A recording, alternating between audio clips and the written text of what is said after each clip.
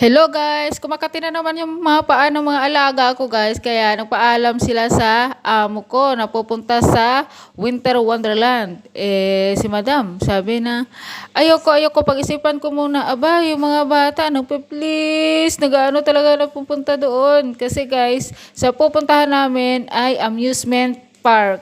Nako si Maria, maganda hilo-hilo na naman ito. Suka-suka na naman to mamaya. Hindi ko sukat akalain guys na ganito pala yung makikita namin papuntang Winter Wonderland. Sa Almaha Island kami ngayon.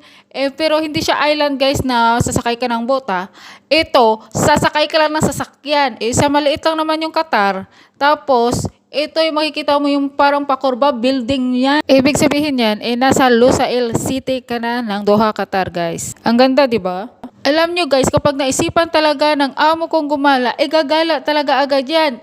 Insigida talaga. Kahit na wala pa, hindi pa kami tapos sa trabaho namin sa bahay, yung importante, makapag-ayos na kami ng babauri ng mga bata, maayos namin yung mga bata, at saka yung sarili namin, tapos larga na. Ito naman yung advantage kapag nagbabantay ka ng bata guys. Kasi kung saan sila pupunta at gagala yung bata, kasama nila, kasama ka din. Kaso nga lang, ang disadvantage naman, responsibilidad mo talaga yung safety ng bata guys. Kaya, kailangan yung mga yaya, katulad ko, double check talaga at alagaang mabuti yung alaga nila at ingatan. Kasi nga guys, delikado din tayo kapag yan ay napahamak.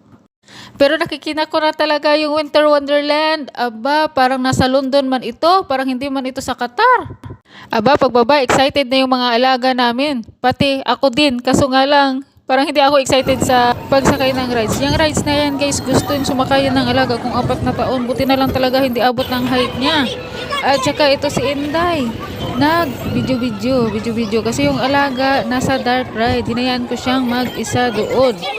Pero alam nyo guys, nag-aalala ako sa alaga ko kasi nga sabi ko horror yan. Paglabas hindi nga ako nagkamali guys, tumutulo yung luha, umiyak. Sabi niya, Yaya, I'm scared of the skeleton. Tapos kasunod naman, gusto niya sumakay ng Pirates. Hindi ako napahindi. Nanginginig talaga yung tuhod ko dyan guys, buong katawan. Kahit na nanginginig yung tuhod ko sa Pirates, ngumingiti pa rin si Inday. Tingnan nyo. Ikaw ba naman yung sasakay dyan? Pero yung alaga ko, hindi pwede, hindi rin ako. Diba? Pagkatapos nun, nagutom kami, kumain kami saglit. Ayan na, pauwi na kami. Bye-bye.